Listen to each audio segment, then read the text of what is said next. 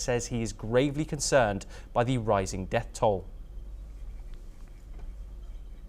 We now move over to the United States, where thousands of protesters across the US took to the streets on Saturday, voicing opposition to President Donald Trump's policies.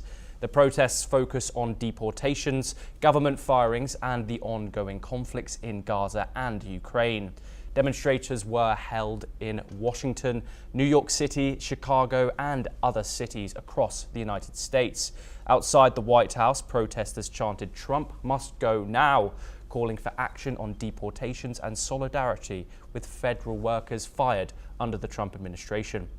Since his inauguration, President Trump, along with his ally Elon Musk, has overseen the firing of over 200,000 federal workers and efforts to dismantle key agencies. The administration has also targeted universities and detained foreign students, further fueling nationwide protests. This marks the second consecutive day of nationwide demonstrations since Trump took office. Let's listen in to what some of the protesters had to say. Due process. That's the first thing they come for, is to take away our due process. And if you folks think here today that you're safe, they're just coming for the weak, the powerless, the students, the immigrants. They're not.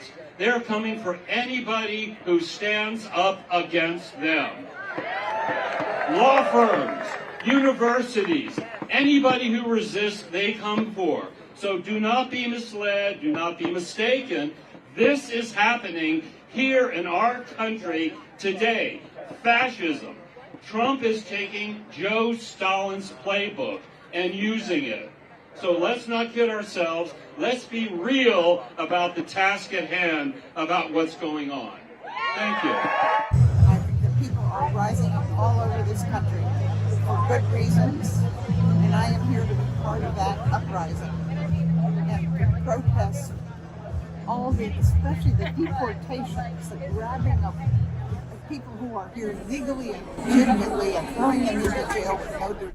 We stay in the United States, where the Supreme Court has temporarily blocked the deportation of Venezuelan migrants under a wartime-era law.